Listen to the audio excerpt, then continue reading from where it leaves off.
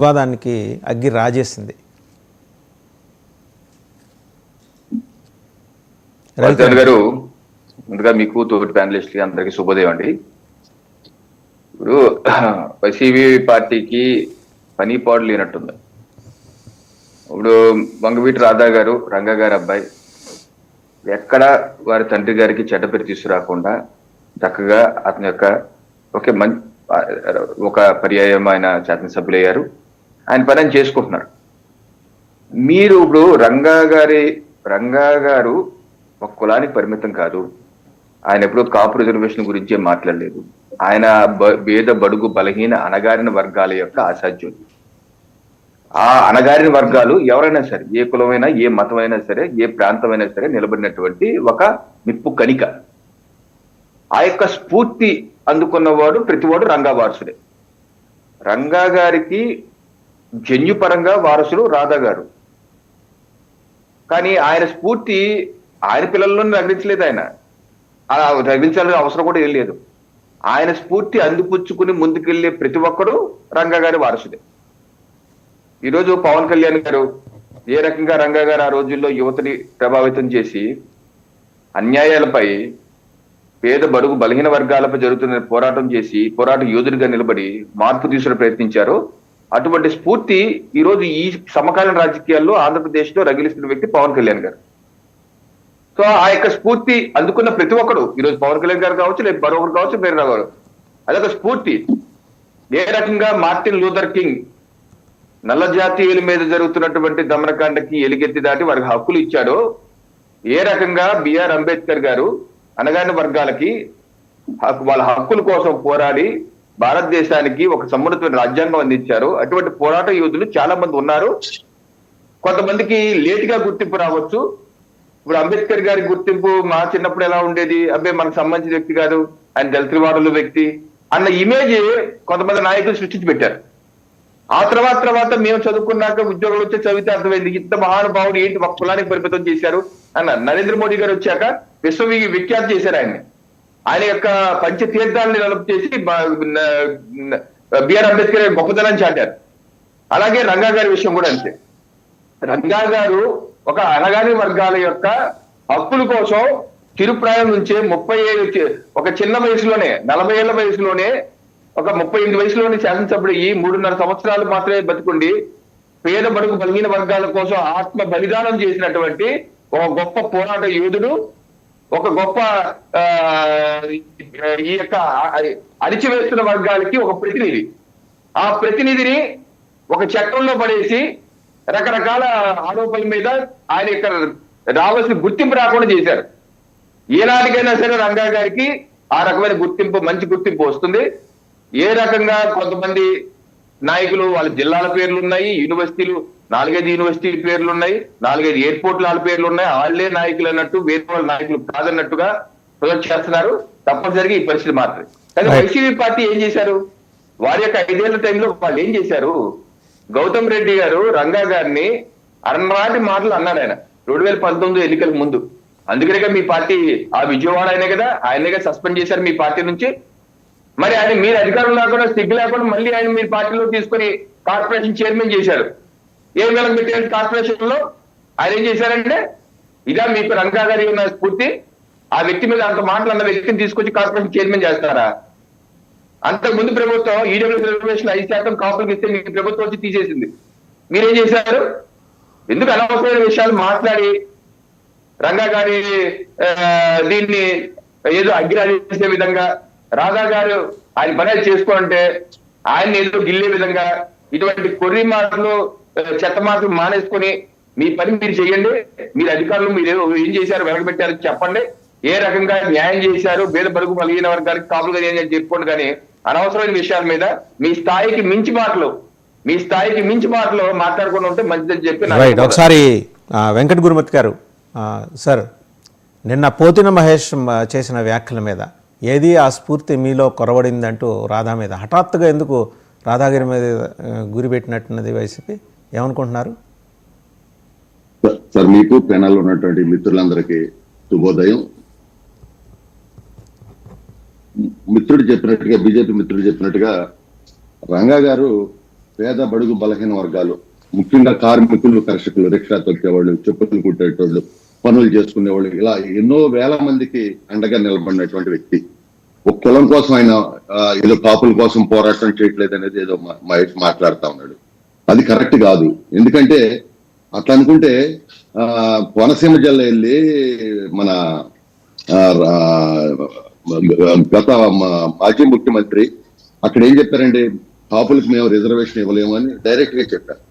తర్వాత కాపు కార్పొరేషన్ కి ఆనాడు చంద్రబాబు నాయుడు ప్రతి సంవత్సరం 1000 కోట్లు నిధులిస్తా ఉంటే ఆ కాపు కార్పొరేషన్ 5 సంవత్సరాలు ఏం చేశారు? మూసేశారు. ఇవాళ ఒక్కటే రంగా గారు అందరి వాడు. తర్వాత రాధాబాబు కూడా ఏదో ఆయన ఏం పోరాటం చేయట్లేదని ఎందుకు చేయలే? ఈ రోజున అమరావతి, ఆనాడు అమరావతి మరి 3 రాజధానులు అని చెప్పి డ్రామా ఆడుతా ఉంటే అమరావతి రైతులుగా అండగా నిలబడి పోరాటానికి అండగా ఉన్నటువంటి వ్యక్తి రాధాబాబు. అంతేకాకుండా ఆనాటి ప్రభుత్వం మీద అనేక సందర్భాలు అనేక మందికి అన్యాయం జరిగితే, గొడవలు జరిగితే వాళ్ళకి వెళ్ళి అండగా నిలబడినటువంటి వ్యక్తి. పైగా ఆయన ఎప్పుడు కూడా తండ్రి గారి పేరు ఎప్పుడు కూడా చెడగొట్టినటువంటి వ్యక్తి కాదు. ఆయన ఒక అజాత శత్రువు, ఎవరితో కూడా కాంట్రవర్సీ లేదు.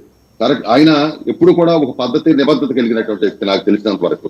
ఎందుకు చదువుతున్నట్టు ఈ మాట 2009 అనుకుంటా, ఆనాడు రాజశేఖర రెడ్డి గారు ముఖ్యమంత్రిగా ఉన్నప్పుడు మరి ఏదైతే మరి చిరంజీవి గారు పార్టీ పెడతాన్నప్పుడు ఆయన రాజశేఖర రెడ్డి గారు మంత్రిగా కూడా ఇస్తానంటే కూడా కాదు. మరి ఆనాడు ఆయన ఎవరి కోసం ఆ పార్టీకి వెళ్ళారు? మరి చిరంజీవి గారికి అండగా నిలబడ్డారు. కాబట్టి ఇవాళ కేవలం వీళ్ళు ఒక స్వార్థం కోసం, ఎందుకంటే వీళ్ళకి అలవాటు అనమాట, ఏదో బీసీలను లేపి ఆ కాపులతో మాట్లాడించాలని, లేకపోతే ఏదో స్ట్రాటజీ ఉంటుంది, పనికిరాని స్ట్రాటజీ ఉంటుంది. ఇవాళ అయితే అదైతే కరెక్ట్ కాదు. తర్వాత బీసీలకి మోసం చేసే వ్యక్తులు అమ్మంటే మీరు వెళ్ళటం ఏంటి అంటున్నారు. ఎవరు బీసీలు మోసం చేసింది ఎవరండి? చెప్పమానండి.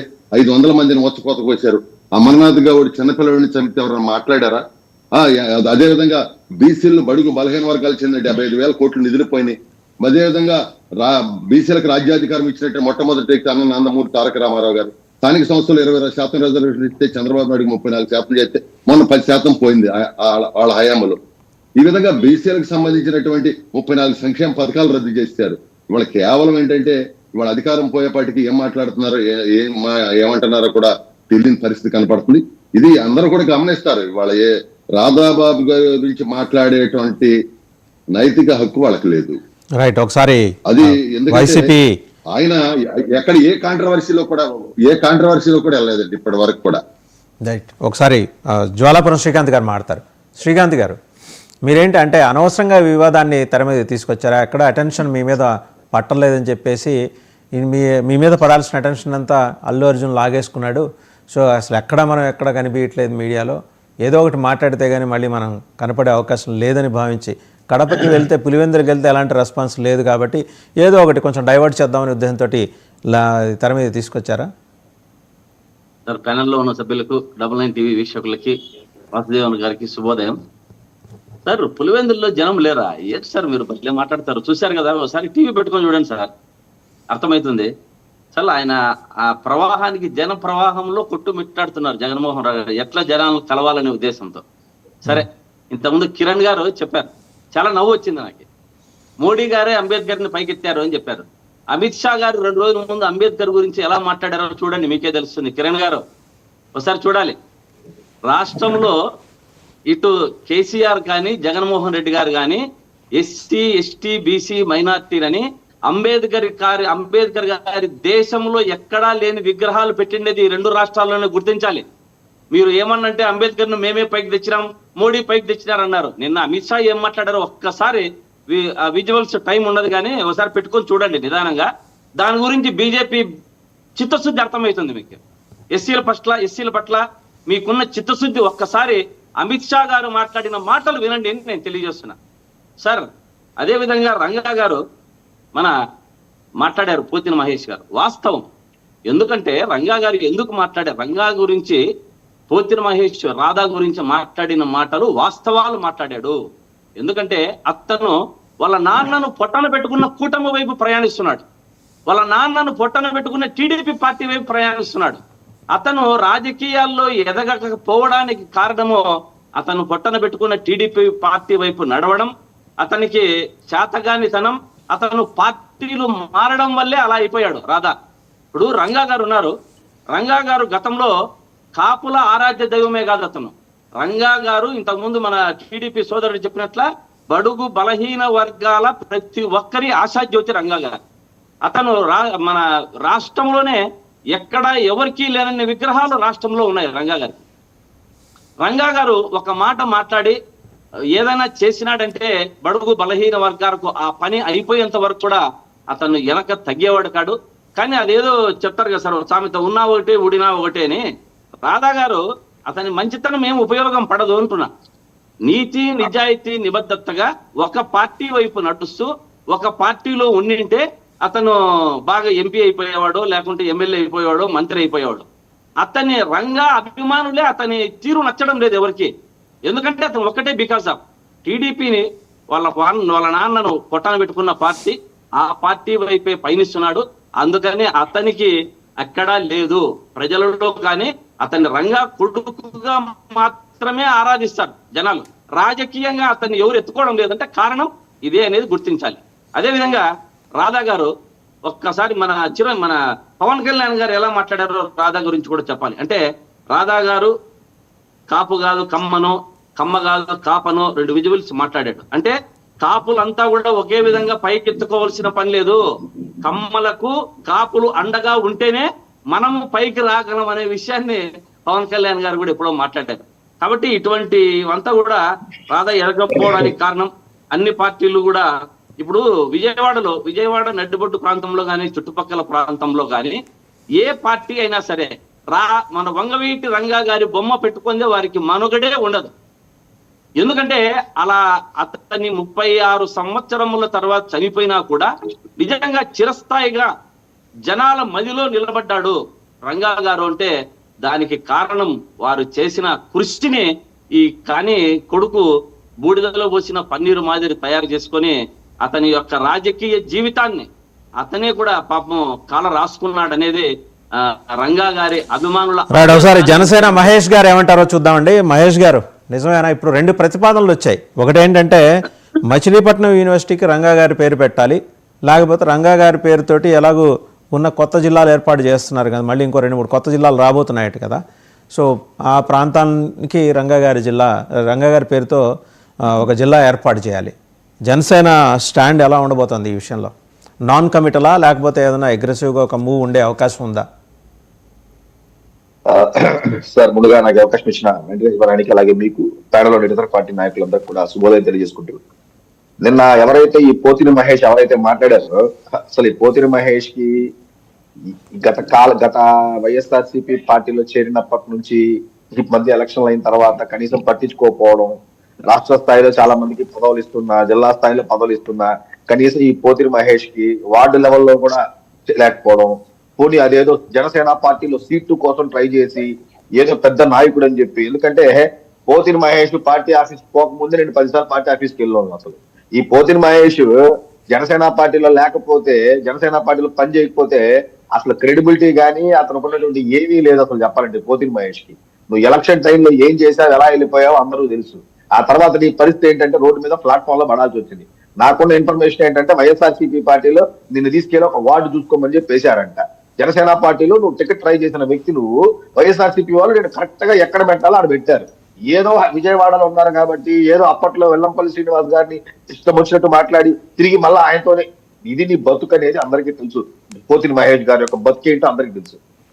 రెండోది, ఈయన రంగా గారి యొక్క అబ్బాయి గురించి మాట్లాడేంత స్థాయి అసలు నీకు ఏముందని మేము అడుగుతున్నాం. అసలు నీకు అసలు కెపాసిటీ అంత సీన్ ఉందా?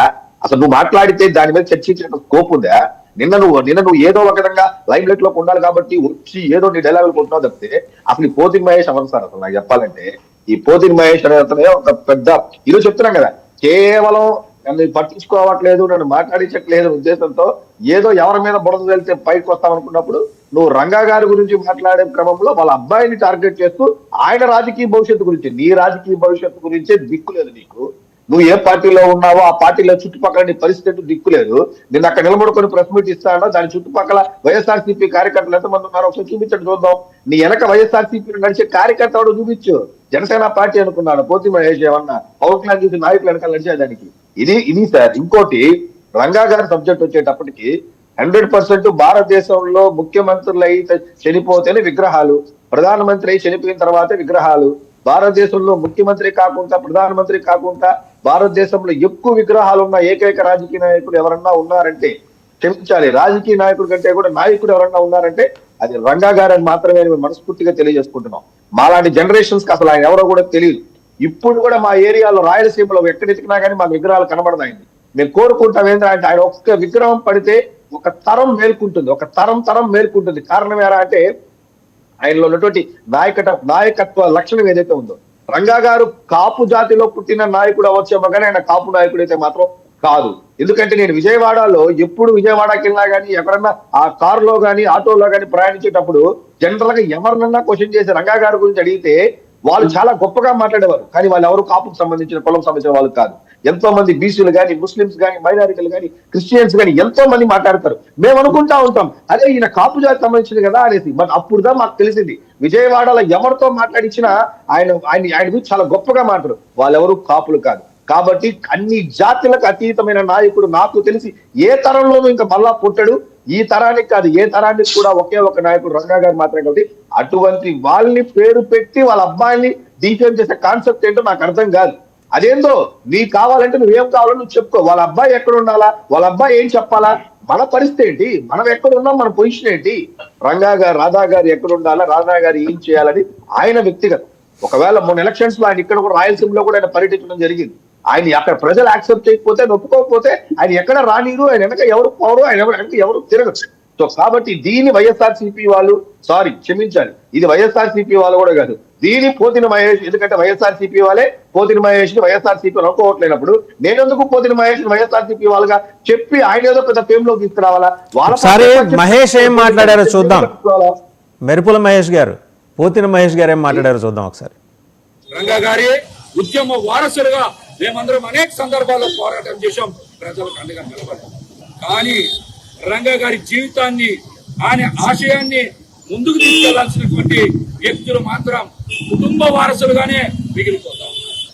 రంగా గారితో సహా దశాబ్దాలుగా కాపు సామాజిక వర్గం పోరాటం చేస్తున్న రిజర్వేషన్ల అంశం మీద వారి కుమారుడు ఇంతవరకు ఒక్క మాట కూడా మాట్లాడారు. దశాబ్దాలుగా రంగా గారు కూడా పోరాటం చేశారు కాపు సామాజిక వర్గానికి రిజర్వేషన్లు కావాలని. రైట్, మస్తాన్ గారు చూసారు కదా సార్. ఒక సబ్మిషన్ సార్, అసలు నాకు తెలిసి ఇప్పటి వరకు రంగా గారు ఏ రోజు గానీ కాపు రిజర్వేషన్ గురించి ఉద్యమించడం గానీ, మాట్లాడడం గానీ, ఎక్కడ గానీ ఒక వీడియో క్లిప్ గానీ, ఒక పేపర్ స్టేట్మెంట్ కూడా ఎక్కడా గానీ లేదు. ఆయన ఎప్పుడు అలా మాట్లాడలేదు. ఇలాంటి పనికిరానోడు వచ్చి తీసుకొచ్చి ఆయన ఒక కులానికి పరిమితం చేస్తున్నారు చూసారా, ఇలాంటి పోతిరి మహేష్ లాంటి వాళ్ళు, ఇలాంటి వాళ్ళు బుద్ధి చెప్పాలి సార్. రంగా గారిని ఇంత పెద్ద స్థాయిలో నాయకుని ఒక కులానికి పరిమితం చేసినట్టు మాట్లాడుతున్నారు చూసారా. ఇది అందుకే వైఎస్ఆర్సీపీ వాళ్ళు జనసేన లాగా దగ్గర పెట్టుకోలేదు. పోతిరి మహేష్ ఎక్కడ పెట్టాలో పార్టీ ఆఫీస్ కూడా తాకుంటా, గేట్ లోపల కూడా రానికుంటా కరెక్ట్ గా పెట్టారు. పోతిరి మహేష్ మేము సరిగ్గా హ్యాండిల్ చేయలేకపోయినా కానీ వైఎస్ఆర్సీపీ వాళ్ళు సూపర్ గా హ్యాండిల్ చేశారు. నీ స్థాయి కార్పొరేటర్ కి ఎక్కువ, నువ్వు ఆడికి పడుండని చెప్పి. Thank you very so much అన్న వైఎస్ఆర్సీపీ వాళ్ళకి. ఇంకోటి సార్, ఇంతకు ముందు ఒక చిన్న సబ్మిషన్ సార్. ఇంతకు ముందు అంబేద్కర్ గారి గురించి అమిత్ షా గారు మాట్లాడిన దాని మీద శ్రీకాంత్ అన్న అంబేద్కర్ గారి గురించి ఎలా మాట్లాడారు నాకు తెలిసి దీని మీద బీజేపీ వాళ్ళు, వైఎస్ఆర్సీపీ వాళ్ళు ఆంధ్ర రాష్ట్రంలో శ్రీకాంత్ అన్న మీద డిబేట్ లో మాట్లాడేదైతే ఒక్క వైఎస్ఆర్సీపీ కార్యకర్త గాని నాయకుడు కూడా దాని గురించి మాట్లాడలేకపోవడం కూడా దురదృష్టకరం. ఎందుకంటే వాళ్ళు చాలా ప్రేమగా చూపించారు, చాలా చాలా గొప్పగా. మీరు మాట్లాడారా ఏమన్నా? పోనీ మీరు మాట్లాడారా మహేష్ గారు? మాట్లాడారా ఒకటన్నా? జరిగింది సార్, అలయన్స్ మీటింగ్ జరిగింది ఎన్డీఏలో, చంద్రబాబు నాయుడు గారు పోయారు. దాని మీద ఎలా నేను మీరు మాట్లాడారా అని అడుగుతున్నా. చంద్రబాబు గారి గురించి టీడీపీ వాళ్ళు చెప్తారు, మీరు మాట్లాడారా అని అడుగుతున్నాను. అమిత్ షా గారు చెప్పిన వర్షన్ ఏంటి, దాన్ని అర్థం చేసుకునే విధానం ఏంటి, దాని ఏ విధంగా దాన్ని వాళ్ళు ట్రాప్ చేశారు, ఏ విధంగా వాళ్ళు దాన్ని వక్రీకరించారు అనేది భారతదేశం మొత్తం తెలుసు.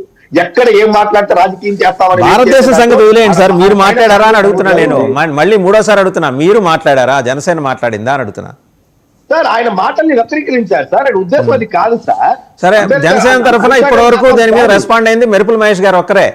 ఆ విధంగా మిమ్మల్ని అప్రిషియేట్ చేయాలి. శ్రీకాంత్ గారిని ఎలా అప్రిషియేట్ చేస్తున్నామో మిమ్మల్ని కూడా అలాగే అప్రిషియేట్ చేయాలి. రైట్, మస్తాన్ గారు ఒకసారి. మస్తాన్ గారు సార్, ఏంటి ఇప్పుడు రంగా గారి పేరుతోటి ఒక యూనివర్సిటీకి రంగా గారి పేరు పెట్టాలి లేదా ఒక జిల్లా ఏర్పాటు చేయాలి, ఈ రెండు ప్రతిపాదనలు అయితే నేనన్నది కాపు సామాజిక వర్గం నుంచి రావట్లేదండి. బడుగు బలహీన వర్గాలు, విసర్జిత సామాజిక వర్గాలు, as rightly told by Venkata Gurumurthy garu. ఆయన అందరి ప్రతినిధి, 88% మంది ప్రతినిధి ఆయన. వాళ్ళందరి డిమాండ్ మరి రంగా పేరు నిలబడిపోవాలి. ఐ థింక్ మీరు గుంటూరు అనుకుంటా, కన్నావారి తోట సెంటర్లో గాంధీ నేతాజీ విగ్రహాల మధ్య రంగా గారి విగ్రహం ఉంటుంది. దేశంలో ఎక్కడ లేదు. అంతగా గుండెల్లో పెట్టుకున్నారు గుంటూరు వాళ్ళు కూడా. సరే, ఆ ప్రాంతానికి సంబంధించి ఒక్కసారి ఆయన గుర్తు చేసుకోవడానికి ఒక యూనివర్సిటీకి ఆయన పేరు పెట్టమా, జిల్లా ఏర్పాటు చేయటమా, అట్లాంటి ప్రతిపాదనలు ఏమన్నా కూటమి ప్రభుత్వం పరిశీలించే అవకాశం ఉందా? ఖచ్చితంగా అండి. వంగవీటి రంగా గారు యాక్చువల్గా విజయవాడకి సంబంధించి మామూలుగా పేద ప్రజలు ఏదైనా సమస్య ఎదుర్కొంటే మనకి అండగా ఎవరుంటారనే ఎత్తుకుంటా ఉంటారు. ఎందుకంటే అప్పట్లో పోలీసులు కానీ లేదంటే పలుకుబడి ఉన్న వాళ్ళు కానీ వాళ్ళు చెప్తే వేదంలాగా బలవంత రాజ్యంలాగా ఉండే పరిస్థితుల్లో పేదలు మాకు సమస్య వస్తే ఎవరన్నా రౌడీజం చేసినా లేకపోతే వేరే గూండాయిజం చేసినా మాకు ఒక బ్రదర్ లాగా ఉన్నారు, వంగవీటి రంగా గారి దగ్గరికి వెళ్ళి చెప్పుకుంటే అవతల వాడు ధనికుడైనా లేకపోతే పలుకుబడి వాడైనా లేకపోతే సమాజంలో బాగా బలం ఉన్న వాళ్ళైనా కూడా ఆ సమస్య విషయంలో న్యాయం ఎటుంటే అటు వాళ్ళకి అందించిన వ్యక్తి వంగవీటి మోహన్ రంగా గారు. యాక్చువల్గా వంగవీటి మోహన్ రంగా గారి గురించి చాలా మంది తప్పుడుగా ప్రచారం చేస్తూ ఉంటారు. ఈవెన్ జలగం వెంకటరావు గారు కూడా అప్పుడు రాజీవ్ గాంధీ గారికి చెప్పిన సమస్య అదే, చనిపోయినప్పుడు ఏంటి ఇంత ఇదిగా రాష్ట్ర వ్యాప్తంగా ఈ విధంగా జరిగింది, లూటీలు ఇట్లా జరిగాయి ఆయన చనిపోతే అంటే, లేదంటే ఆయన రౌడీగా చిత్రీకరించే ప్రయత్నం చేశారు. నిజానికి ఆయన జైల్లో ఉన్నప్పుడే కాపునాడు పెట్టినప్పుడు దాదాపు 20 లక్షల మంది కృష్ణానది తీరంలో వచ్చి ఆయనకి అండగా నిలబడిన పరిస్థితి, ఆయనకి మద్దతుగా ఉన్న పరిస్థితి చూసాం. నిజానికి ఆయన తన రక్షణ కోరుతూ ఆమరణ నిరాహార దీక్ష చేస్తుంటే ఆయన చంపేశారు. అందరూ కూడా ఎవరైతే ప్రజల సమస్యల కోసం పోరాడుతూ ఉంటారో ఆయన్ని అక్కడ చంపేసిన విధానం కూడా మనకి కళ్ళ కట్టినట్టు కనిపిస్తా ఉంటది. పోతిన మహేష్ గారికి తెలియదు అనుకుంటా ఏంటంటే వంగవీటి రంగా గారిని రౌడీ అని సంబోధించిన వ్యక్తులు ఇప్పుడు అదే సెంట్రల్ నియోజకవర్గంలో ఉన్నారు. ముందు ఆయన దాని గురించి మాట్లాడొచ్చు. అదేవిధంగా కాపు రిజర్వేషన్ సంబంధించి అసలు టచ్ చేయకూడదు, అంటే వైసీపీకి సంబంధించి కాపు రిజర్వేషన్ గురించి మాట్లాడకూడదు అనేది ఒక ఇండికేషన్ ఉంది. మరి అది ఆయనకు తెలియదేమో. ఒకవేళ ఇప్పుడు వార్తల్లో నిలవడానికో లేదంటే రాధా గారి మీద ఆరోపణలు చేస్తే లైమ్ లైట్ లోకి వస్తామన్నారు. రాధా గారు కూడా ఎప్పుడు కూడా మా నాన్న కాపు కులానికి చెందిన వ్యక్తి కాదు, అన్ని కులాలకి సంబంధించిన వ్యక్తి అనేది కూడా చెప్తా ఉన్నారు. ఇంకోటి కూడా నేను చెప్తాను, పోతిన మహేష్ గారు గమనించాల్సింది ఏంటంటే రాధా గారు లేదంటే ఎలక్షన్స్ దగ్గరకు వస్తున్నప్పుడు ఈవెన్ జగన్మోహన్ రెడ్డి గారు కూడా వంగవీటి రంగా వర్ధంతిని నిర్వహించేవారు, ఆయన పటానికి పూలదండ వేశారు. మరి అది నిన్న జగన్మోహన్ రెడ్డి గారు కూడా విస్మరించిన పరిస్థితి కూడా మనం ఇక్కడ గమనించవచ్చు. సో టోటల్ గా ఏదైనప్పటికీ కూడా వంగవీటి రంగా గారి పేరు విజయవాడ జిల్లాకి పెట్టాలనేది ఎంతో కాలంగా డిమాండ్. ఆ డిమాండ్ మరి ఇప్పుడు పవన్ కళ్యాణ్ గారు కూడా వంగవీటి రంగా గారు అంటే ఆయన తన అభిమానాన్ని చాటుకున్నారు. వంగవీటి రంగా గారి పోరాటాల స్ఫూర్తితోనే మేము అందరం ముందుకు వెళ్తామని పవన్ కళ్యాణ్ గారు కూడా ప్రకటించిన నేపథ్యంలో ఆ దిశగా ఆయన కూడా ప్రయత్నిస్తారని నాకైతే అనిపిస్తా ఉంది. కృష్ణా జిల్లా అదే కృష్ణా యూనివర్సిటీగానే కాదు, ఒక జిల్లాకి ఉంటే ఆ పోరాట స్ఫూర్తి అందరిలో కలిగిద్ది అనేది నా ఉద్దేశం. ఎందుకంటే మీరు అన్నట్లు గుంటూరులోనే కాదు, అటు మనకి విశాఖపట్నం విజయనగరం దాకా చూస్తే ఇటు రాయలసీమ ఇందాక మహేష్ గారు చెప్పినట్టు వంగవీటి రంగా విగ్రహాలని వాళ్ళు ఓన్ చేసుకొని నెలకొల్పుతూ ఉంటారు. వాళ్ళు డబ్బులు సొంతగా వేసుకొని, ఎవరు రాధా గారు ఇంకొకరిలో పొరబలం లేదు. ఆయన పోరాట స్ఫూర్తి ఎలా ఉంటుంది, ఆయన తలుచుకుంటే ఆయన చూస్తేనే ఒక పోరాటాలకి ఆయన పెట్టింది పేరుగా ఆయన చూస్తేనే ఒక గూస్ బంప్స్ వస్తాయి ఇప్పుడు భాషలో చెప్పాలంటే. ఆ విధమైన పోరాటాలు ఆయన చేశారు. ఆయన ఎవరైతే అన్యాయాలు చేస్తారో వాళ్ళందరికీ సింహ స్వప్నంగా నిలిచిన పరిస్థితి కూడా ఉంది. కాబట్టి పవన్ కళ్యాణ్ గారు ఒక జిల్లాకి వంగవీటి రంగా గారి పేరు పెట్టే విధంగా అటు చంద్రబాబు నాయుడు గారిని కూడా ఒప్పించి నిర్ణయం తీసుకుంటారని నేనైతే అనుకుంటాను. రైట్ రవికిరణ్ గారు, మన నెక్స్ట్ సబ్జెక్ట్ లోకి వెళ్తే ఐ థింక్ ఈ సబ్జెక్ట్ కి సంబంధించి మీరేదో ఒక సబ్మిషన్ ఉన్నట్టుంది, అది మాట్లాడితే నేను శ్రీకాంత్ గారు మాట్లాడినప్పుడు మధ్యలో ఇంటరప్ట్ చేయడం బాగోదని ఆగాను. ఇప్పుడు అమిత్ షా గారు రాజ్యసభలో జరిగిన ప్రసంగం ఏంటి, రాజ్యాంగ దినోత్సవం సందర్భంగా రాజ్యాంగ దినోత్సవం ప్రకటించింది ఎవరు? కాంగ్రెస్ పార్టీ ఏం కాదే. అంబేద్కర్ గారు ఆధ్వర్యంలో రచించిన రాజ్యాంగాన్ని ప్రజెంట్ చేసిన రోజు రాజ్యాంగ దినోత్సవం ప్రకటించింది మేము, ఎన్డీఏ ప్రభుత్వం, ప్రధానమంత్రి నరేంద్ర మోడీ 2015లో. సో దానికి పూర్తయిన 70 సంవత్సరాల సందర్భంగా రాజ్యసభలో చర్చ సందర్భంగా అమిత్ షా గారు 5400 సెకండ్లు మాట్లాడితే దానిలో 11 సెకండ్లు మాత్రం కట్ చేసి తీసుకొచ్చి అసత్య ప్రచారాలు చేసింది కాంగ్రెస్ పార్టీ. నిజంగా అమిత్ షా గారు అక్కడ తప్పు మాట్లాడుంటే అక్కడ వైసీపీ ఎంపీలు 8 మంది ఉన్నారు కదా రాజ్యసభలో, మరి వాళ్ళు ఎందుకు అడ్డం ఆ తర్వాత అయినా సరే ప్రెస్ మీట్లు పెట్టి ఎందుకు మాట్లాడరు? ఆ తర్వాత జగన్మోహన్ రెడ్డి గారు కానీ మీ పార్టీ అధినేత కానీ ఎందుకు స్పందించరు? తప్పు మాట్లాడి ఉంటే అక్కడ చేసింది అసత్య ప్రచారం అని చెప్పి అందరికి తెలుసు కాబట్టే అందరు కామ్గా ఉన్నారు. ఈ రోజు నరేంద్ర మోడీ ఇప్పుడు భారతీయ జనతా పార్టీ ఆధ్వర్యంలోని కేంద్ర ప్రభుత్వమే కదా అంబేద్కర్ గారికి భారతరత్న ఇచ్చింది, కాంగ్రెస్ పార్టీ ఇచ్చారా? మరి నరేంద్ర మోడీ గారు వచ్చాక ఆయన జన్మించిన స్థలం, ఆయన సమాజంలో స్థలం, ఆయన చదువుకున్న యూకే, ఆయన చదువుకున్న ముంబై, అలాగే నాగ్పూర్, బౌద్ధిజం చేసిన నాగ్పూర్, ఇవన్నీ పంచతీర్థాలుగా 100 కోట్లు ఖర్చు పెట్టి ఒక తీర్థ క్షేత్రంగా డెవలప్ చేసింది నరేంద్ర మోడీ గారి ప్రభుత్వం, భారతీయ జనతా పార్టీ ప్రభుత్వం. ఆయన పేరు మీద కాన్స్టిట్యూషన్ రాజ్యాంగ దినోత్సవం జరుపుతున్నాం. సో ఈ రకంగా అన్ని చేస్తుంటే అసత్య ప్రచారాలను పట్టుకొని అదేదో అనేసినట్టు మీరేదో మాట్లాడితే ఎలా కుదురుతండి? దళితుల్ని చంపేసి డోర్ డెలివరీ చేశారు మీ పార్టీ ఎమ్మెల్సీ, ఈ రోజుకి ఉన్నాడు మీ పార్టీలో, ఆయన వెనకేసుకొస్తారు, మళ్ళీ మీరు దళితుల గురించి మాట్లాడతారు. ఇది సమంజసం కాదండి. రైట్, నెక్స్ట్ టాపిక్ వస్తే, సరే నిన్న మేజర్ డెవలప్మెంట్ 2 తెలుగు రాష్ట్రాలు ఆసక్తిగా ఎదురు చూస్తుంది సంక్రాంతికి ముందు ఏం జరుగుతుందని. తెలంగాణ ముఖ్యమంత్రి తేల్చి చెప్పేశారు, no benefit shows, no compromise. దిల్లు జారి గల్లంతైంది, సినిమా ఒకటి ఉంది కదా, గుండె జారి గల్లంతైందని. దిల్ రాజు గారు పెదరాయుడు లాగా భుజాన ఇది వేసుకొని మరీ వెళ్ళి ఏదో ఆర్భాటంగా వెళ్తే తీరా మోసి ఆయనకు కూడా నో చెప్పేశారు. సో అక్కడ దిల్లు జారి గల్లంతైంది. రెండో విశేషం ఏంటంటే, అక్కడ నాగార్జున గారిని ముఖ్యమంత్రి రేవంత్ రెడ్డి గారి కెమిస్ట్రీ చూసారా? అసలు అంతకుముందు ఏమీ జరగనట్టే ఒకళ్ళనొకళ్ళు పరస్పరం ఆత్మీయంగా కౌగిలించుకొని ఆశ్చర్యంగా చూస్తూ ఒకళ్ళు వంక ఒకళ్ళు. నిన్నంతా సోషల్ మీడియాలో అదే పెద్ద వైరల్గా మారింది. మూడోది ఏంటంటే, ఈ ఎపిసోడ్ మొత్తం మీద ఎస్కేప్ అయ్యి అదృష్టవంతుడిగా మిగిలింది తారక్ జూనియర్ ఎన్టీఆర్. ఆయన దేవరా ఫంక్షన్ కోసం హైదరాబాద్ నోవాటల్లో పెద్ద ఏర్పాటు, అదే ప్రీ రిలీజ్ ఈవెంట్ ఏర్పాటు ఏదో చేశారు కదా. జనం బాగా ఎక్కువ వస్తున్నారని, ఇబ్బంది ఎదురవుతుంది అని పోలీస్ నుంచి కమ్యూనికేషన్ అందగానే ఆయన అలర్ట్ అయిపోయి క్యాన్సిల్ చేశారు. లేకపోతే ఫస్ట్ టార్గెట్ ఆయన అయి ఉండాల్సింది. సో ఇవన్నీ కూడా చాలా చర్చకు వచ్చాయిలేండి. నిన్న దిల్ రాజు గారి ఎఫర్ట్స్ ఫ్యూటైల్ అవటం బట్టి మీరేమనుకుంటున్నారు? ఆంధ్రప్రదేశ్లో కూడా ఇదే తరహా ఉండొచ్చా, లేకపోతే మీ కూటమి నిర్ణయాలు డిఫరెంట్గా ఉంటాయా?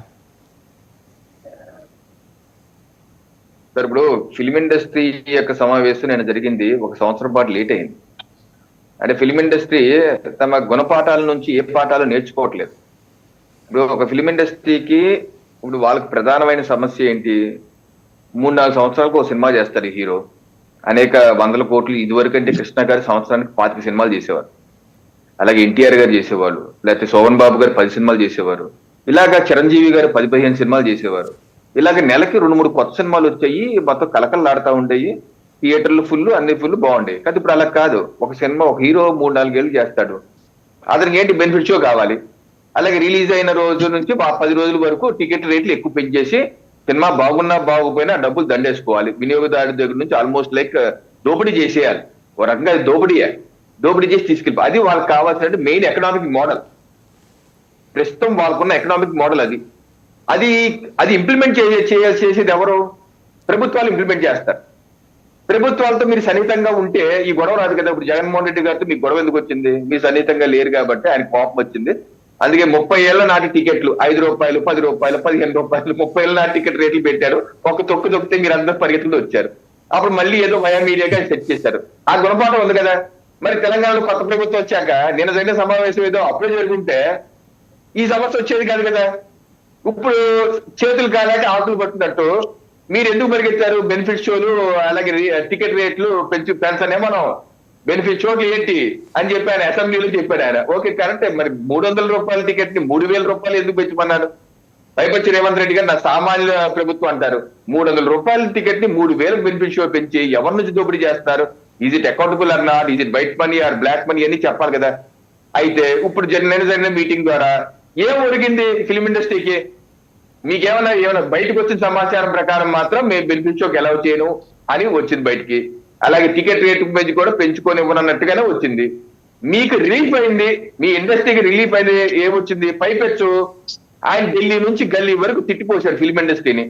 ఢిల్లీలో డిసెంబర్ 13వ తారీఖు ఆజ్ తక్ కాంక్లేవ్ లో హిందీలో కూడా తిట్టిపోయింది. ఓ కోయి भारत की सेना ने क्या इंडिया पाकिस्तान बॉर्डर में काम कर रहे हैं क्या?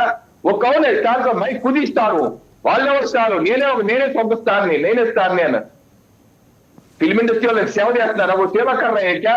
రియల్ ఎస్టేట్ లాగా ప్లాట్లు వేసి అమ్ముకుని వెళ్ళిపోతుంటారు, అలాంటి వాళ్ళే వాళ్ళు అని చెప్పేసి హిందీలో కూడా తిట్టిపోసి, తెలుగులో అసెంబ్లీలో కూడా తిట్టిపోసి, వాళ్ళకి మానవత్వం ఉండదని తిట్టిపోసి, అన్ని తిట్టిపోసి బాగా వార్తలు పెట్టి వెన్న రాశారా లేకపోతే కారం రాశారా అని అర్థం కాకుండా రాస్తాడు. ఇప్పుడు ఏంటి దీని వల్ల ఉపయోగం? కనీసం 10 రోజుల తర్వాత సంక్రాంతి వస్తుంది, దిల్ రాజు గారి సినిమాలే వస్తున్నాయి. మరి దిల్ రాజు గారికి ఆయనకి ఏమన్నా ఆశ్వాసన ఇచ్చారా? ఏమైనా పర్లేదు, నువ్వు ఎంటీసీ కార్పొరేషన్ నేను పెట్టాను, రెడ్డి గారు పేరు నీ దిల్ రాజేనా, నువ్వు రెడ్డి గారు కదా, నువ్వు రెడ్డి నేను రెడ్డి, సో నేను చూసుకుంటానులే నిన్ను అని ఏమన్నా ఆయనకి ఏమన్నా స్పెషల్ ఇన్సూరెన్స్ ఇచ్చారా? మనకు తెలియదు. అది 10 రోజులు అయితే కానీ మనకు తెలియదు. రేపు సంక్రాంతి వస్తే కానీ అసలు రేవంత్ రెడ్డి గారి ప్రభుత్వం యొక్క అసలు వైఖరి ఏంటి, సినిమాల మీద ఆయన అసలు వైఖరి ఏంటి అని అర్థం. ఇంకోటి, హైదరాబాద్ ఫిల్మ్ ఇండస్ట్రీ అంతర్జాతీయ స్థాయి అంట. ఇప్పుడు హాలీవుడ్ లో సినిమాలన్నీ హైదరాబాద్ లో చేసేదంటే ఎలా చేయాలంట? హాలీవుడ్ సినిమాలన్నీ హైదరాబాద్ లో చేసేది ఎలా చేయాలి? మొత్తం అంతర్జాతీయ స్థాయి ఎలా చేయాలి? అసలుకే వీళ్ళు మురికే దాని మీద స్థానిక పద్ధతి వీళ్ళుంటే మళ్ళీ దిల్ రాజు గారు మాట్లాడింది ఒకసారి చూద్దామండి. రవికిరణ్ గారు, దిల్ రాజు గారు మాట్లాడింది ఒకసారి చూద్దాం.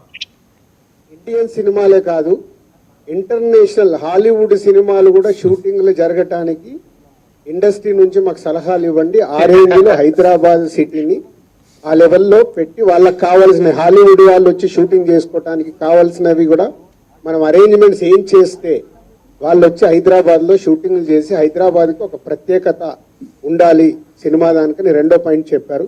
దాని మీద మళ్ళీ మేము ఇండస్ట్రీలో కూర్చొని గవర్నమెంట్కి ఎఫ్టీసీ ద్వారా ఏమేం చేస్తే బాగుంటుంది అనేది చెప్పబోతున్నాం. సో ఆ విషయంలో కూడా ఇండస్ట్రీ, గవర్నమెంట్ రెండు హైదరాబాద్ ని. వెంకట గురుమూర్తి గారు, సో ఇప్పుడు చూపంతా ఆంధ్రప్రదేశ్ మీదే ఉందండి, మీరే ఆదుకోవాలి. అండ్ గేమ్ చేంజర్ నిన్నటిదాకా రేవంత్ రెడ్డి గారు అయితే ఈరోజు పవన్ కళ్యాణ్ గారు సాహో అంటూ ఇండస్ట్రీ అంతా రాత్రి మరి స్పెషల్ ఫ్లైట్లు వేసుకొని బయలుదేరబోతున్నారు ఇవాళ, లేకపోతే స్పెషల్ వెహికల్స్లో బయలుదేరుతున్నారు, అమరావతి వచ్చేస్తారు. పవన్ కళ్యాణ్ గారు మమ్మల్ని కాపాడండి, ఈ 3 సినిమాలు పెద్ద బడ్జెట్ సినిమాలు బెనిఫిట్ షోలు వేసుకుంటాం, మీరు ఇస్తారా? ఇస్తే తెలంగాణ ప్రభుత్వం పేదలకు అనుకూలంగా తీసుకున్న నిర్ణయంతో మీరు విభేదించినట్టు, ఇవ్వకపోతే ఇండస్ట్రీ మీ మీద గుస్సా అవుతుంది. ఎట్లా సార్? అడకత్తెరలో పోక చెక్క మాదిరి అయిపోయింది మీ పరిస్థితి. ఇప్పుడు తెలుగు సినీ పరిశ్రమ ఒకప్పుడు మద్రాసు రాష్ట్రంలో ఉంటే ఇక్కడికి రావడానికి, ప్రధానంగా ఉమ్మడి రాష్ట్రం రావడానికి ఆ రోజుల్లో మహానుభావుడు అన్నమానందమూరి తారక రామారావు గారు అనేక మంది పెద్దల యొక్క దీంతో ఇక్కడికి రావడం జరిగింది. సార్ ఒక్కసారి మనం రికలెక్ట్ చేసుకుందాం. It was the initiation of doctor Marri Chennareddy garu, the then chief minister. ఆయన పర్సనల్ గా అడిగారు ఎన్టీఆర్ ని, అడిగి అన్నా మీరు రండి అన్నారు. సార్ నేనేమన్నానంటే ఎంతో మంది ఉంటే పెద్దల్లో అందుట్లో నందమూరి తారక రామారావు గారు ఒకళ్ళని చెప్పి తెలియజేస్తున్నా. మీరు అన్నట్టు ఖచ్చితంగా మర్రి చెన్నారెడ్డి గారు ఆ రోజున అడగటం, మరి వీళ్ళందరూ కూడా తెలుగు పెద్దలందరూ కూడా ఇనిషియేటివ్ తీసుకుంటాం, ఇక్కడ రావటం జరిగింది.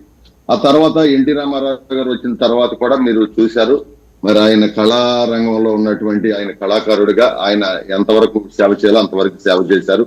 స్టూడియోల ఏర్పాటు విషయంలో కానివ్వండి అవన్నీ కూడా చేశారు. ఆ విధంగా ఒక సినీ పరిశ్రమ హైదరాబాద్కి రావడం జరిగింది. ఇవాళ ఉమ్మడి రాష్ట్రంలో విడిపోయిన తర్వాత మరి ఆంధ్ర రాష్ట్రం కూడా చూసుకున్నట్టయితే అనేక ప్రాంతాల్లో, అరకులోయ కావచ్చు, వైజాగ్ కావచ్చు, గోదావరి జిల్లాలు కావచ్చు, రాయలసీమలో కావచ్చు, అనేక ప్రాంతాలు ఆంధ్రప్రదేశ్ లో ఇక్కడ కూడా మరి షూటింగ్ చేసుకుంటూ అనుకూలమైనటువంటి వాతావరణం ఉంది. ఎందుకంటే ఏ రాష్ట్రంలో ముఖ్యమంత్రి ఆ రాష్ట్రంలోనికి ఆదాయం కావచ్చు, లేకపోతే పరిశ్రమలు కావచ్చు, అభివృద్ధి చెందాలని కోరుకుంటారు. కాబట్టి ఖచ్చితంగా ఇప్పుడు పవన్ కళ్యాణ్ గారు మనకి ఉప ముఖ్యమంత్రిగా ఉన్నారు. మరి ఆయన కూడా ఆ దిశగా, ఎందుకంటే ఈ రాష్ట్రంలో సినీ పరిశ్రమ మరి రావాలి, ఇక్కడ కూడా అంతా కూడా బాగుండాలనే ఉద్దేశంతో ఆయన ఆ రకమైనటువంటి అడుగులు మరి వేస్తున్నారు, వేయగలరు.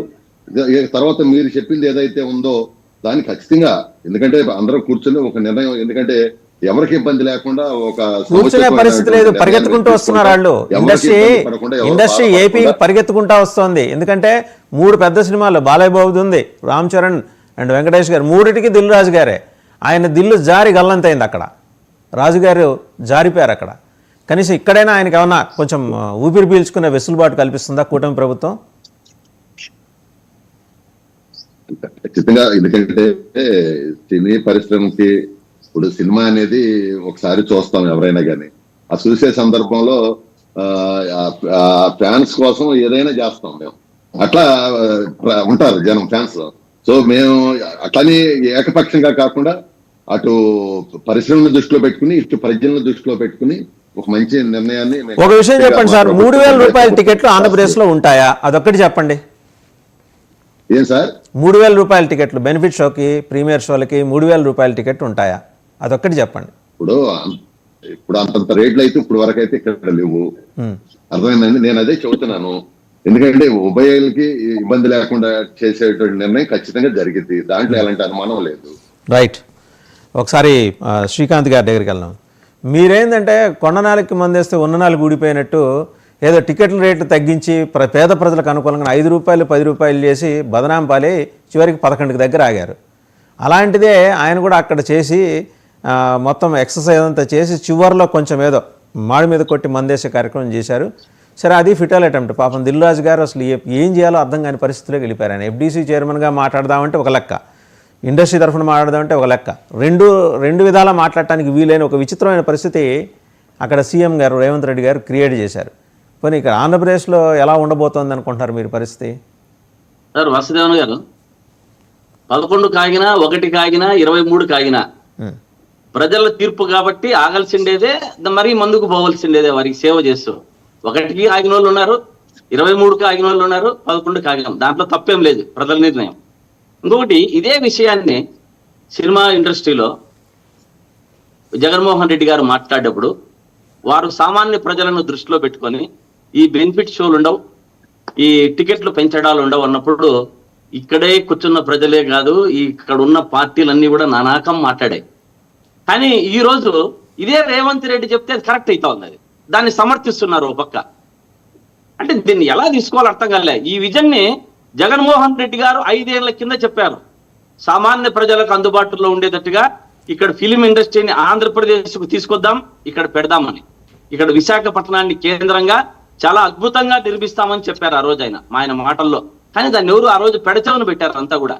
కానీ ఈ రోజు చూస్తున్నాం సార్, నిన్న రేవంత్ రెడ్డి గారి స్పీచ్ కానీ నిన్న మాట్లాడిన విషయాల్లో చాలా లోపల మొటికాయలు పడినట్లే ఉన్నాయి. బయటకు వచ్చి అందరూ కూడా మాట్లాడడంలోనే తెలిసిపోతుంది. ఇంటర్నేషనల్ స్టేజ్ అనడంలోనే ఆ లోపల ఆయన ఏం చేశాడన్నది కారాఖండిగా అంతా తెలిసిపోయింది, ముఖ్యమంత్రి గారు ఏం చెప్పారనేది.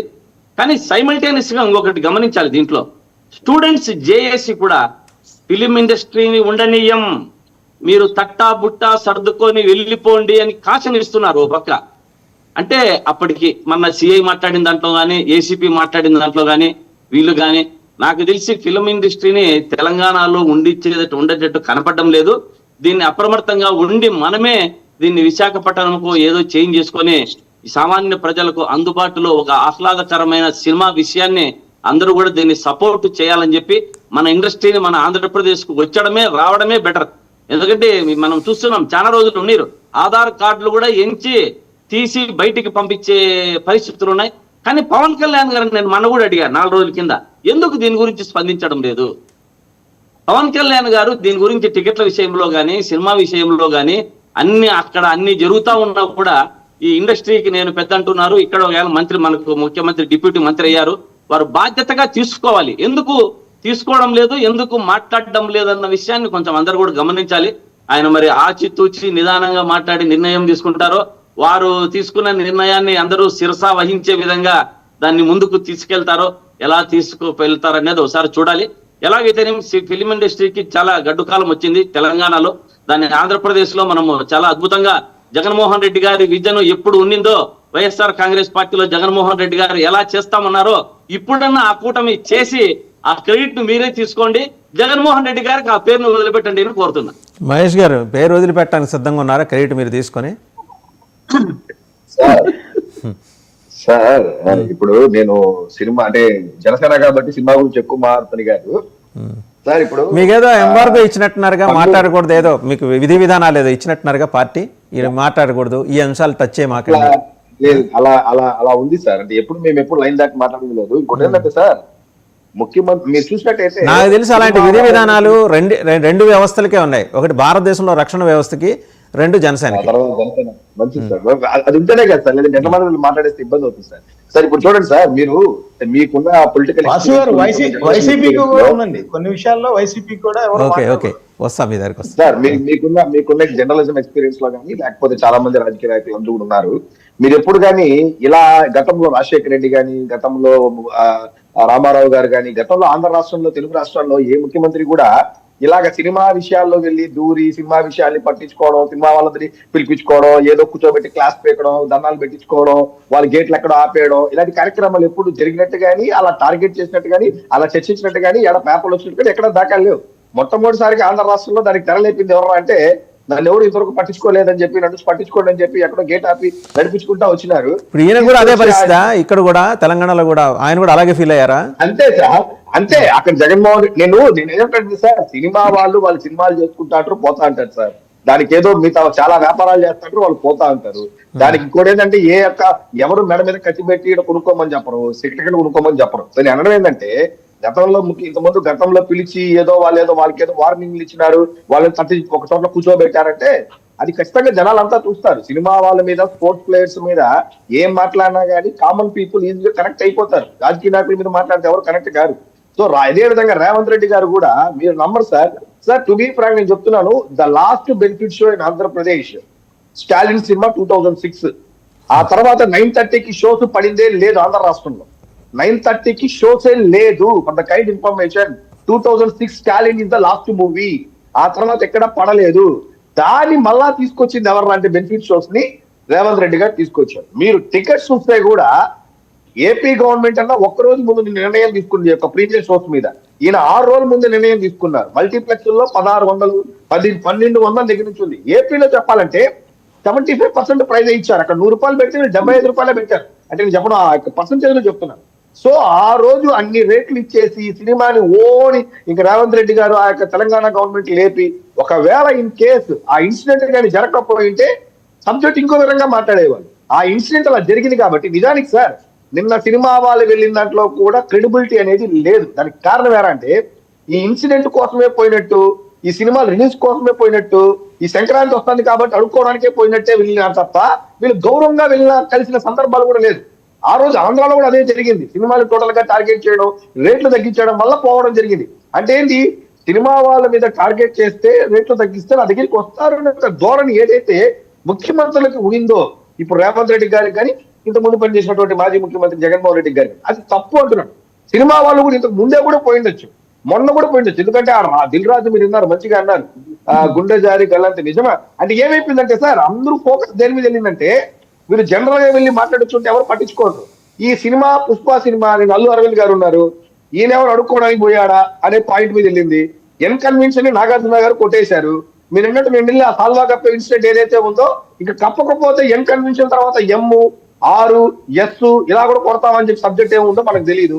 కాబట్టి అది ఏదో భయపెడితే వచ్చారనే ఉద్దేశం తప్ప, ముఖ్యమంత్రి గారిని గౌరవంగా కలిశారు సినిమా ఇండస్ట్రీ అనే ఒక కరెక్ట్ మెసేజ్. సరే ఇవన్నీ పక్కన పెట్టండి, కానీ వీళ్ళు కూడా ఒక మాట వెళ్ళి కలిస్తే ఏం పోయిందండి? అంత మడికట్టుకుని కూర్చోవాల్సిన అవసరం ఏముంది? తప్పే ఉంది. ముఖ్యమంత్రి గారు, కొత్త ముఖ్యమంత్రి వెళ్ళి సౌహార్దపూర్వకంగా శుభాకాంక్షలు చెప్పేసి తప్పేంటి అంటున్నా సార్. ఇప్పుడు వాళ్ళు పర్సనల్స్ గా వాళ్ళు అంటే మీకు అనుమతులు కావాలంటే గవర్నమెంట్ కి రాసుకుంటారు. పెద్ద స్టేడియం ముఖ్యమంత్రి రేవంత్ రెడ్డి కడుపు నిండా పెట్టి పంపించాడు, స్టేడియం కి అనుమతి ఇచ్చింది మేమే అని, అవునా కదా? సార్ సినిమా వాళ్ళతో ప్లేయర్స్ తో కొంచెం జాగ్రత్తగా ఉండాలి సార్. సినిమా వాళ్ళతో పెట్టుకుంటే గతంలో ఏమైందో మన రాష్ట్రంలో బాగా చూసాము. తీసుకొచ్చి ఎక్కడ కూర్చోబెట్టారో చూసాము. కాబట్టి కొంచెం జాగ్రత్తగా హ్యాండిల్ చేయాలా. ఎందుకంటే ఫ్యాన్స్ చాలా మంది హర్ట్ అవుతారు. వాళ్ళ హీరోలు వెళ్ళి ముఖ్యమంత్రులకు దండం పెట్టుకుంటా ఎక్కడన్నా కూర్చుంటే చాలా హర్ట్ అవుతారు వాళ్ళ ఫ్యాన్స్ అంతా కూడా. ఇండస్ట్రీకి ఏమైనా ప్రత్యేక రాజ్యాంగం ఉండాలంటారా మహేష్ గారు? ప్రత్యేకంగా వాళ్ళకి separate constitution which is in contrary to the existing constitution of India. ఎందుకు సార్ సినిమా వాళ్ళంటే చాలా సార్లు మొన్న కూడా రేవంత్ రెడ్డి గారు కూడా ఇలాగే మాట్లాడారు. వాళ్ళకి ఏమన్నా స్పెషల్ ప్రివిలేజెస్ ఇవ్వాలా, వాళ్ళకి ఏమన్నా స్పెషల్ ఇమ్యూనిటీస్ ఇవ్వాలా, వాళ్ళు తప్పు చేస్తే కూడా పట్టించుకోరన్నట్టు చూడాలా. ఏం సార్, ఒక మంత్రి రోడ్లు సరిగా వెయ్యలేక రోడ్లలో యాక్సిడెంట్ అయితే కొన్ని వందల మంది చచ్చిపోతే కనీసం ఏ మంత్రిని కూడా మనం టార్గెట్ చెయ్యం. అలా కాకుండా అదేంటి సార్, అది ప్రాణం సినిమా వాళ్ళ ద్వారా పోతే చాలా కాస్ట్లీ ప్రాణం, రాజకీయ నాయకుల ద్వారా ప్రాణం పోతే ఆ ప్రాణానికి తక్కువ విలువ, ఒకవేళ రాజకీయ నాయకుల నిర్ణయాల వల్ల ప్రాణాలు పోతే అసలు ఆ ప్రాణానికి విలువే లేదని ఆ టార్గెట్ ఓరియంటెడ్ ఏదైతే ఉందో అది పొరపాటు సార్. ప్రాణమే అన్నప్పుడు గురుకుల పాఠశాల 48 మంది పిల్లలు చనిపోయినప్పుడు రేవంత్ రెడ్డి గారు కనీసం ఒక తండ్రిని గాని లేదా ఆ యొక్క శాఖకు సంబంధించిన వాళ్ళు కానీ ఎవరినన్నా వెళ్ళి ఆయన పరామర్శించారా? మీ ముందు స్క్రీన్ మీద రెడ్ బల్బ్ వెలుగుతోంది జనసేన పార్టీ చూడండి, ఎందుకంటే మీరు కొన్ని మాట్లాడుతున్నారు. ఉన్నింది సార్ పర్లేదు సార్. అంటే ఏంటి సార్ రేవంత్ అంటే ఏంటి సార్ నాకు అర్థం కాలేదు. సినిమా ఇండస్ట్రీ వాళ్ళు చేస్తేనే పెద్ద తప్పని చెప్పి వాళ్ళకి ఏదో వాళ్ళే మాట్లాడాలని చెప్పి ఎందుకు టార్గెట్ చేస్తారు సార్ సినిమా వాళ్ళని?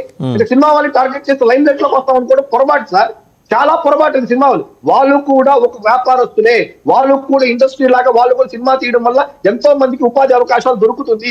సైకిల్ స్టాండ్ పెట్టుకునే తెలుస్తుంది సార్ సినిమా హీరో యొక్క విలువేందో మనకు తెలియదు సార్. పాప్కార్న్ అమ్మేవాడికి తెలుస్తుంది సార్ సినిమా హీరో విలువేందో. వాళ్ళు చెప్తారు చిరంజీవి గారి సినిమా వస్తే స్టాండ్ బాగా నిండుతుందన్న, 10 రూపాయలు సంపాదించుకోవచ్చు అన్న, ఒక 2 బోండాలు ఎక్స్ట్రా అమ్ముకోవచ్చు అన్న, 2 పాప్కార్న్ అమ్ముకోవచ్చు అన్న అనేసి. పోనీ మనం ఏమన్నా గవర్నమెంట్ లో ఏమన్నా మనం ఉద్యోగాలు కల్పిస్తున్నాం, మరి థియేటర్ దగ్గర పనిచేసే పరిస్థితి ఏంటి సార్? సినిమా ఆడితే 10 రూపాయలు వస్తే కనీసం ఏదో ఒక 10 రూపాయలు సంపాదించుకుంటారు, కనీసం కడుపు నిండా తింటారు.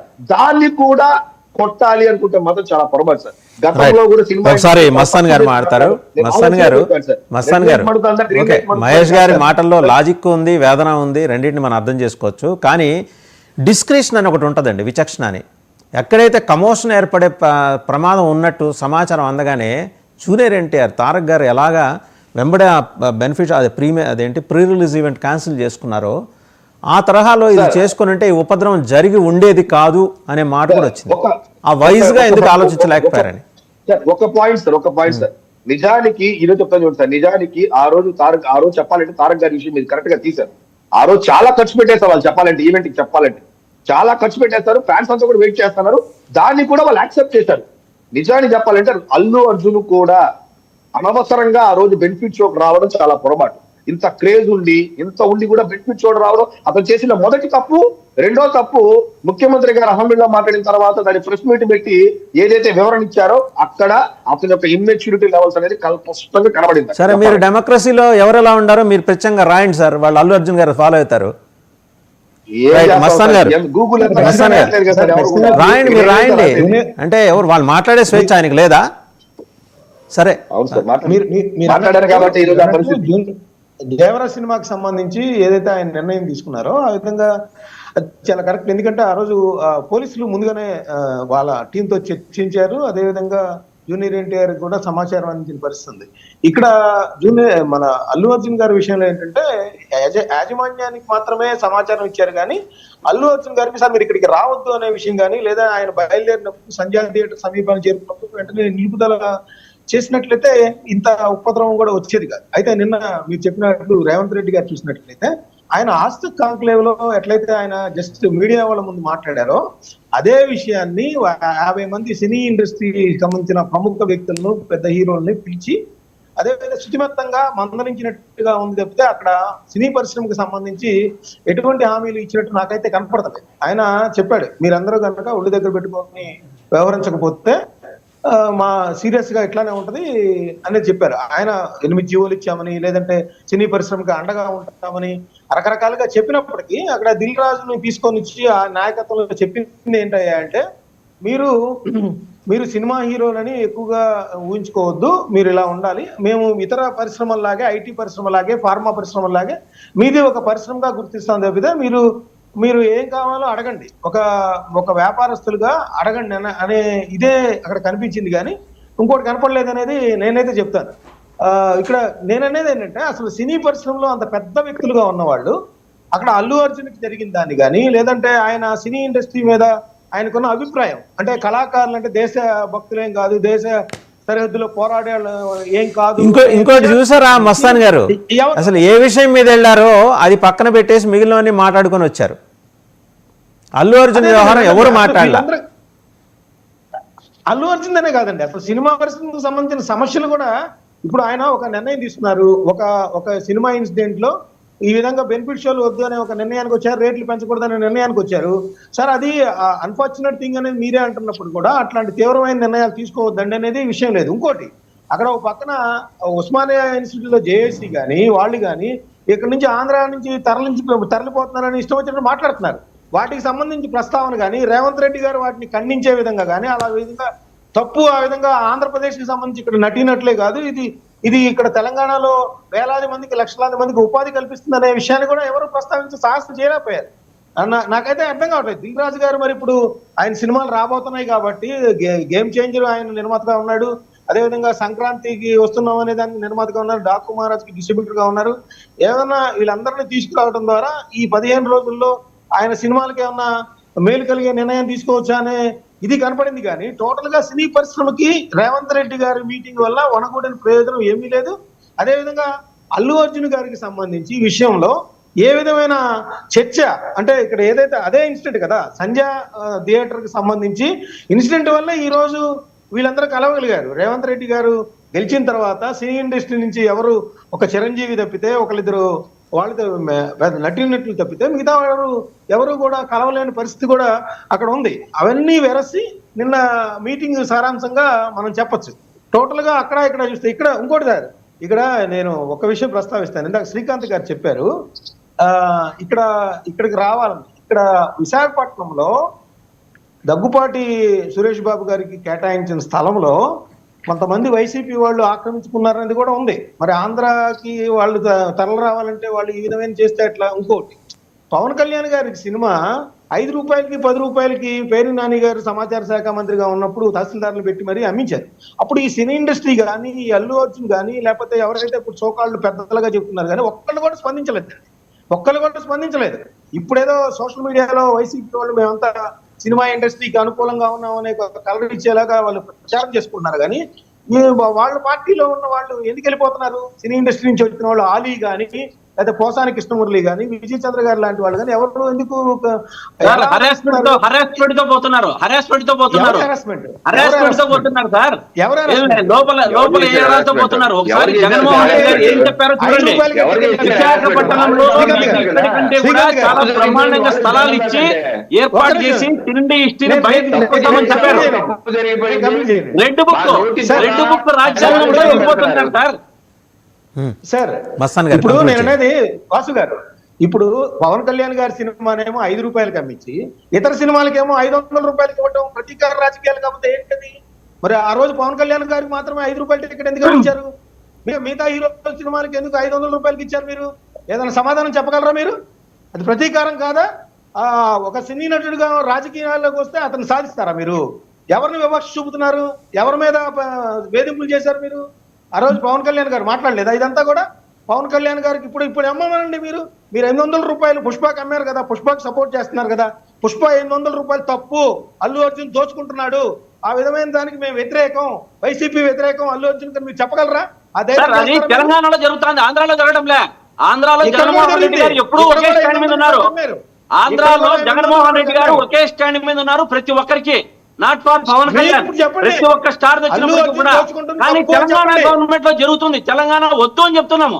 దానికి ఎప్పుడు కూడా దానికి సామాన్యునికి అందుబాటులో ఉంటారు జగన్మోహన్ రెడ్డి గారు. కానీ దాని టికెట్లకు ఎక్కువ పెంచడానికి కానీ దీనికి కానీ ఆయన అపోజ్ చేస్తున్నాం. ఎప్పుడు కూడా స్టేట్మెంట్ ఇవ్వండి. అల్లు అర్జున్ గారు అలా దోచుకుంటుంది తప్పన స్టేట్మెంట్ ఇవ్వండి. ఎందుకు సపోర్ట్ చేస్తారు మీరు?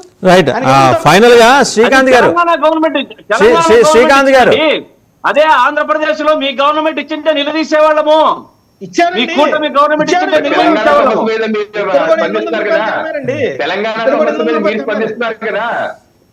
శ్రీకాంత్ గారు, ఓకే మీకేమో ఓకే ఒక నిమిషం అండి. ఫైనల్ గా శ్రీకాంత్ గారు ఫైనల్ గా మీకు ప్రశ్న. ఇప్పుడు మీకేదో మీ జమిలీ వస్తుంది, జగన్ వస్తాడని మీరు రోజు రాత్రి 11 దాటగానే కలలు కంటున్నారు కదా. సరే, నిజంగానే జమిలీ వచ్చింది, జగన్ వచ్చాడు అనుకుందాం.